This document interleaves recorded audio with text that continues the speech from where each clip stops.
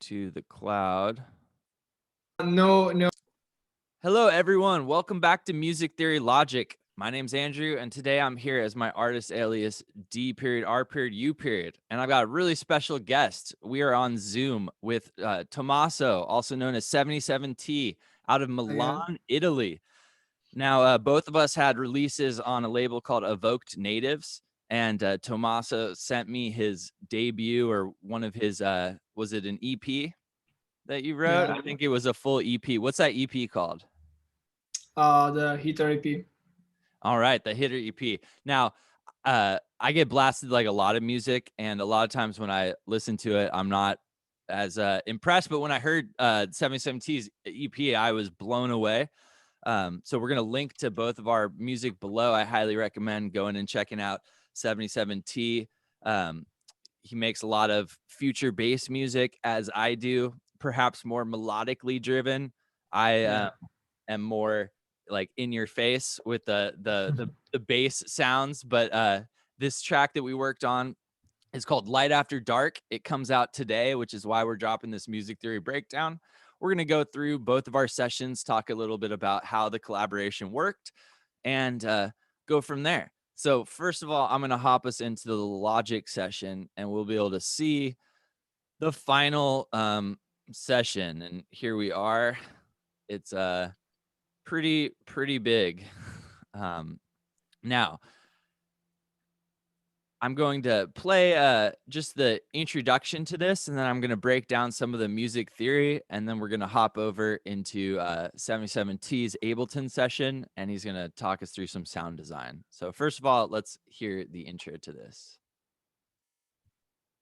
My Logic session plays. We appreciate your patience. Here we go. You know, with all the crazy stuff happening in the world, it's easy to feel a little bit dark. But you know what? Rest easy. It's always light after dark.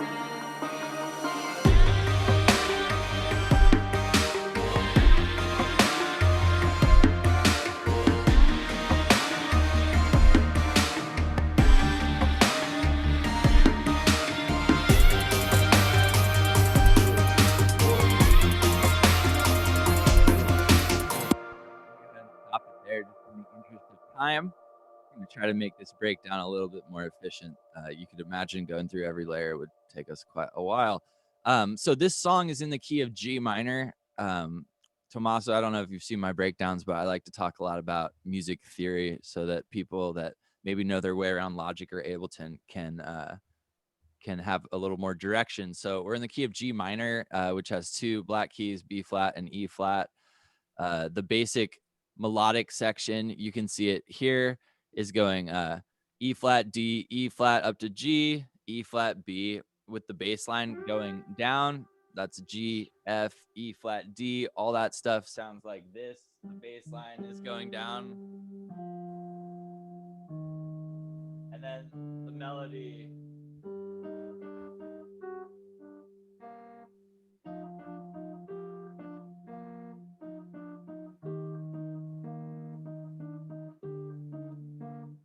And that's the basic theme that everything else sort of came out of. And I had that in the original demo when I heard Tomas's amazing EP. I instantly was like, we should collaborate on something. And I sent him a bunch of ideas, and this was the one that he wanted to work on. And it sounded completely different before basically I had sent it to him. So we're going to go now into his session, and he's going to show us some sounds and stuff that he built. You ready to try that? Awesome. So, and this is not only are we changing the game with collaborating, but also like making this video. It's the first time I've tried to film a breakdown through Zoom. So thanks for bearing with us. That's a beautiful Ableton session you have. Yeah. It's quite. It really begins with your stuff, I guess, with your idea, with the lead, and then I just follow up, and we go to the to drop. So it came out really, I guess, really quickly. Yeah, one of the sounds that I loved, right, the part I played in my session at like the 9th measure, where the pitch lead comes in with the bend. Yeah, You want to show us that yeah, sound? it's quite really simple. We can speak about just as note. You can see that as a MIDI. Is It's quite simple. It's nothing really strange. And then as sound design, I just use operator, which is native VST from Ableton.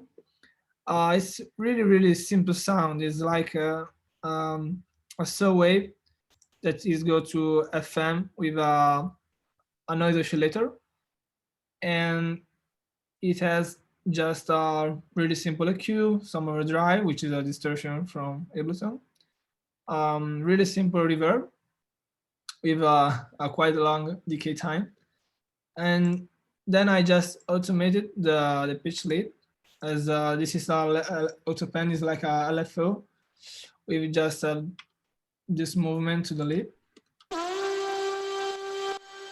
just this ducking effect um, to the tail of the reverb, and then in the end just a chorus to make it more interesting. And I guess that the pitch lead with is make also from, yeah. I There we did go. That's some, what I was gonna ask you. Obviously, the note's going up, right? yeah, it's like a automated pitch band, which make the sound more interesting as the pitch, as this automation to make this more analog stuff It sounds like a more guitar. solid. It sounds like a guitar is doing a bend. Yeah, You exactly. know, like a lot You of can listen it with the this editing, so you can just know what the fuck is going on. yeah, exactly. A lot of the break. Oh, sorry. Go for it.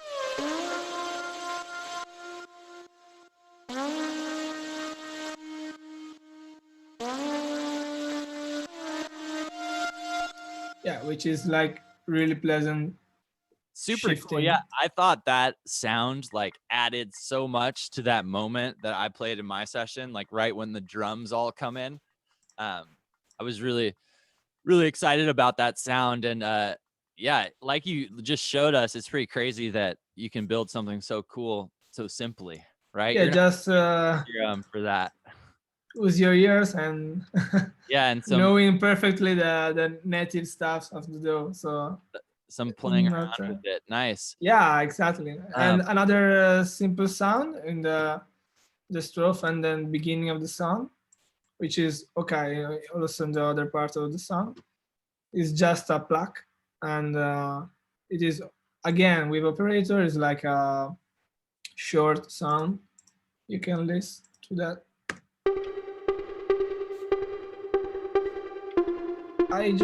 I call this sound like additional sounds, additional sound design stuff that really help songs to make to create a textures behind him, so it's like uh, just adding stuff and see what is going on. yeah, for sure. The, Yeah, I know exactly what you mean. Like that's not a layer that is prominent. We don't hear it up front, but like yeah, without it, exactly. uh, it feels empty. It reminds me a lot of I don't know if you've seen any of the Disciple videos, like with Virtual Riot or Mode Step, where they're talking about arpeggios on dubstep drops.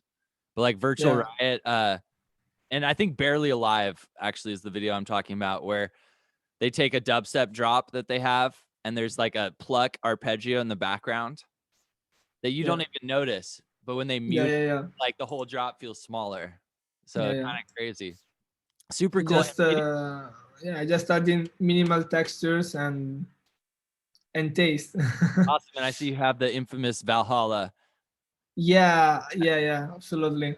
That Uh, Now maybe it's just the delay from Valhalla, which okay, I guess is also freeware, right? maybe. Yeah, and yeah, again, chorus overdrive, filter from that go open the cutoff in the intro, and then a simple reverb from Ableton. Nothing really Cool. But you're special. filtering after the reverb. So those of you that watch my videos in Logic, we see the signal path is from like top to bottom. In Ableton, everything's working from left to right. So like when we look at 7T's reverb, that's going into the auto filter, which is then going to that Valhalla delay. And all that stuff matters, right? Because it sounds completely different if you change the order of those plugins. Yeah, exactly. Yeah. Cool. It's really important. And then you can see just a few effects for the transitions and other stuff.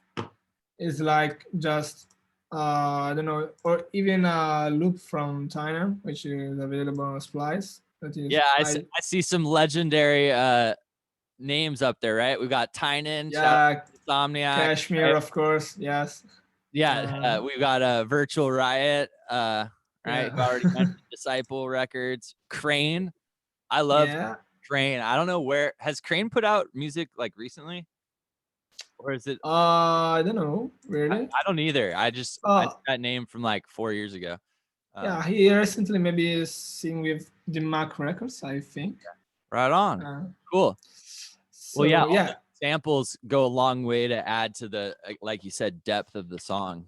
Yeah, absolutely. Do you want to show? This is our sample from mine also, because I just sometimes I say just effects and some design, and then I re-edited like a sample from mine. So these two are just made from myself. Very nice. Yeah, people stay tuned for the 77T splice drop. Someday it'll happen. Let's go to your drop and show us absolutely bass craziness. Well, first of all, let's hear the drop in your session so people know what you're talking about. Okay. Just play it. Yeah, let's hear it.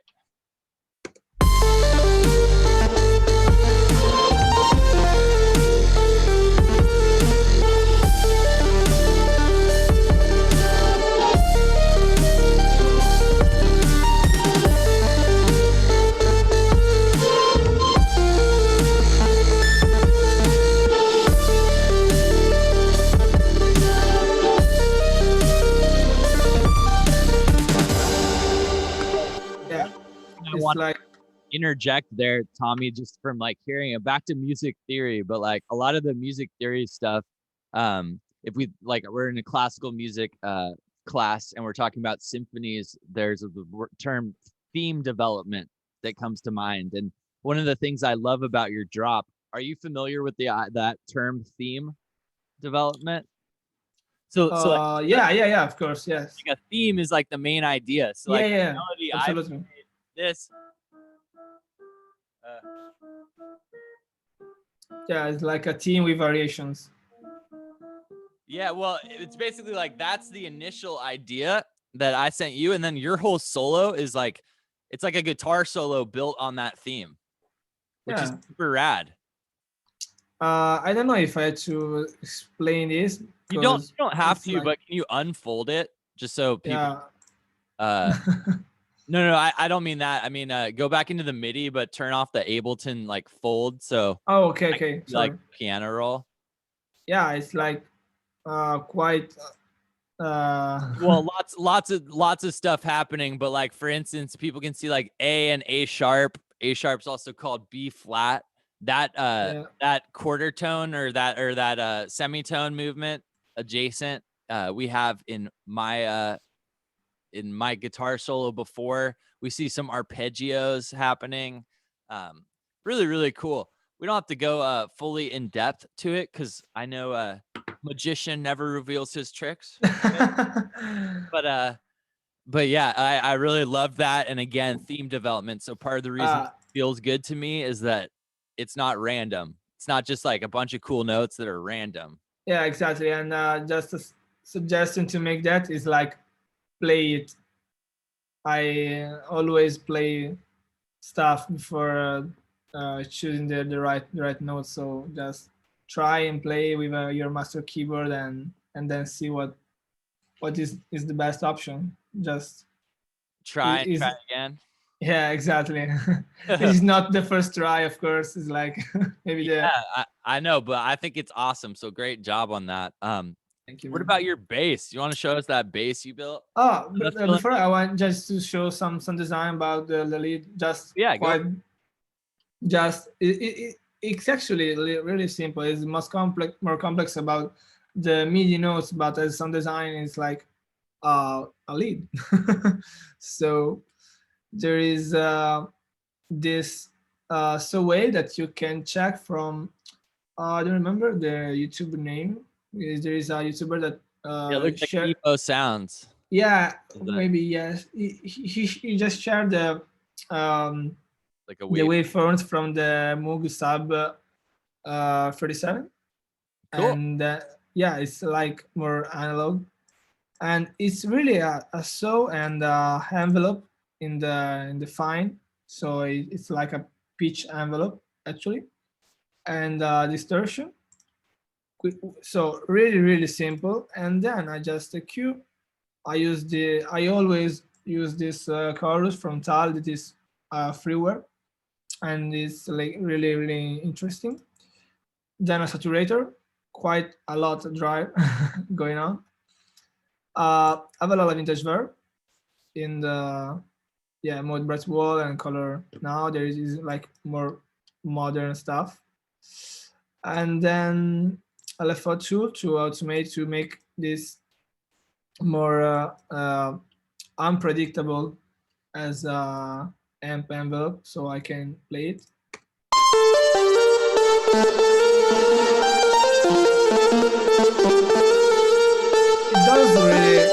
It doesn't really do so much, but it's That little interesting. volume ducking, right? Yeah, nothing really special. It's like, Out. and actually, I noticed that I use two reverb, and this is because there is a reverb before the ducking effect, and then a reverb after ducking effect. And I make this just to make the lead sound bigger. I always do this trick, so it's quite interesting. Even decay could be shorter, but without is like word is even worse. That is just worse. I can play it without and with.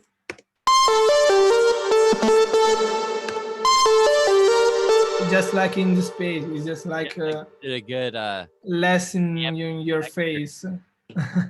Yeah. And then just a glue compressor, just to glue that. Very So, nice. I have a feeling everybody that watches this is going to be getting Valhalla.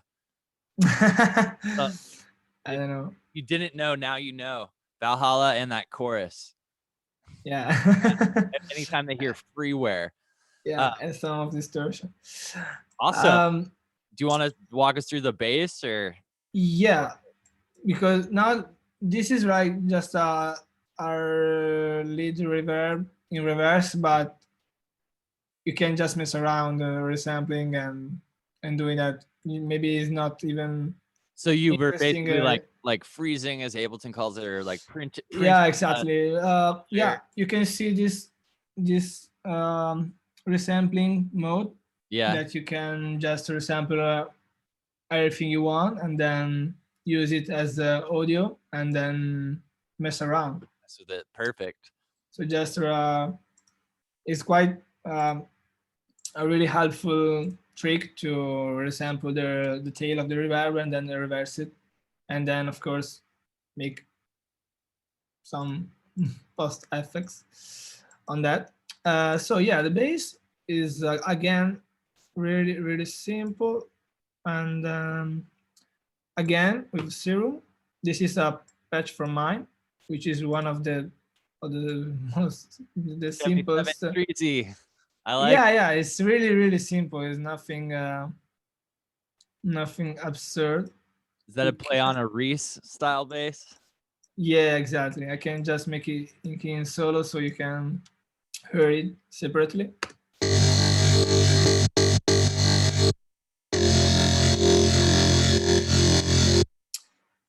So the thing that make it really interesting is not that just it's not the waveforms, but the counts filter, because it really goes to the he really works hard in the high end of the bass, It adds some and is harmonics that sound like yeah, just noisy stuff. Yeah. No, like in fact there is also the noisy oscillator enabled, and so yeah, very simple. And then just EQ, of course, ODT, ODT from Ableton, which is good. Is good as the OTT from Xfer as well. Side chaining and a glue compressor. Nothing more. Really, really but a lot simple of stuff. gain staging. Yeah. Yeah, like compressing at different stages. Yeah. Very cool. Well, And that's it.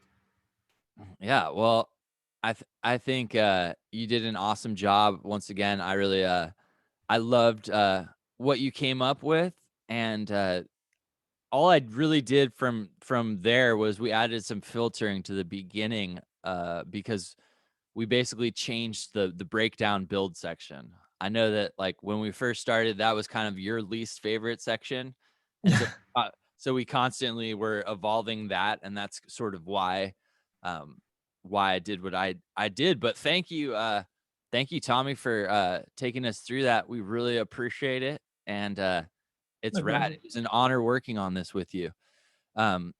Should we go back in? Do you want to stop screen sharing and I'll share my screen? Yeah, absolutely. Go into my session. So once again, everybody, I'm gonna link to all of our socials below the song below. We're doing this video because we are putting out the track on our own. That means independently. So we would greatly appreciate everybody that goes and checks it out and shows their friends and all of that. And again, we came here for the music. We did it for the music. And that's really the point of all this stuff, right? At the end of the day, doesn't matter how many, what label puts it out or whatever. So here we are back in my session. And I guess the first thing I want to talk about is kind of like what I guess I don't have to fully, I'm not going to even play your drop. Let's just keep this concise. I talked about the music theory in the beginning. If you go, everybody click the link below in Spotify or SoundCloud or wherever you listen to music and go listen to this original a bunch of times. On the first drop right here, this is Tomasso 77T's drop. You're going to hear filtering on the first half of it.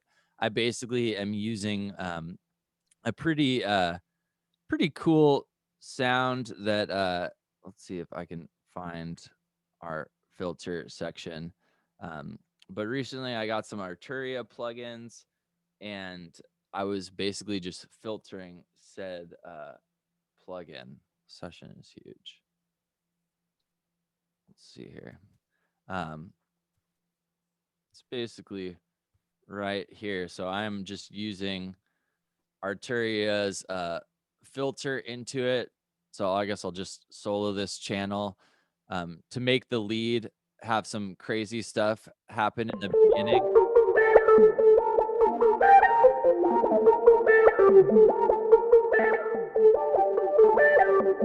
So I just, instead of wanting it to like hit right away, I thought it was kind of piercing when that happened. And I thought that your bass had more impact if that was like a little bit spacier. So I feel like the bass hits harder there. That's part of the reason I did it. In terms of the signal path, I was using that filter M12 from Arturia into Slate FGX. I love this compressor. It's really kind of an interesting mastering compressor, but I don't even use it in my master chain. And then finally, I'm going into plate reverb, just again to add to that spacey element.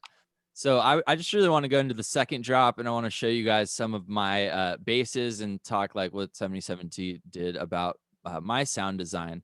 I'm just going to play first part of the drop or second drop and then go through what I did here.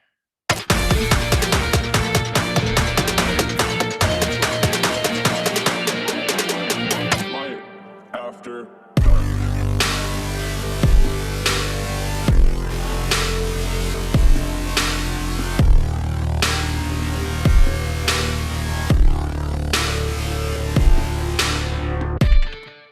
I still am super stoked on those basses. I don't know how much you guys like them, but basically over here I've got my main bass, which is one of the weird things. I don't normally do this. I don't normally do like a chord type sound on a bass. One of the interesting things about when we say bass in modern music, there's like the bass, the low end frequency, that in my case is just the sub. My other basses are really like mid basses. You'll notice I have both those EQs rolled off at the bottom so that I'm not getting any of that subs. But mainly what I wanted to show you guys is this main bass instrument, which I am super stoked on essentially. I don't know why my comb filter is tripping out there.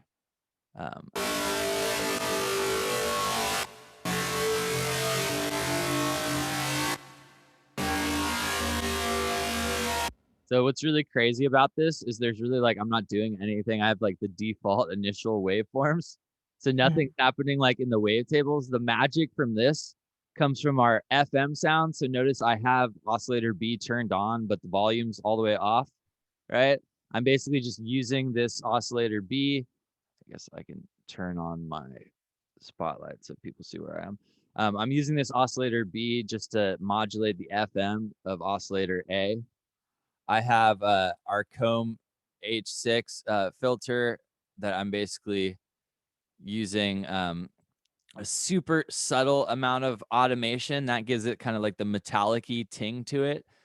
And then I have our main LFO, which is basically just modulating all of our other parameters. So part of what makes the bass feel like it gets bigger over time is automating that dimension expander.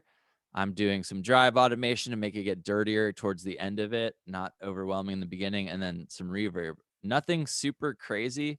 The final thing that I don't do a lot of, Tommy, and I don't know if you notice that with that sound, but like I don't do a lot of like unison or multiple voice bass type things. This was actually, I remember when I did this and it really made this sound. So I'm using 12 voices down here.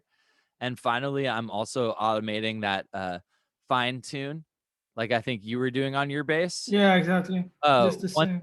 One thing like everybody that builds sounds should probably do some of that, whether like you did in your first lead I loved, you did it via pitch bend automation, right? That's gonna move the pitch. This like goes a long way to really help us to like you use the word analog or to like I would use like the word real.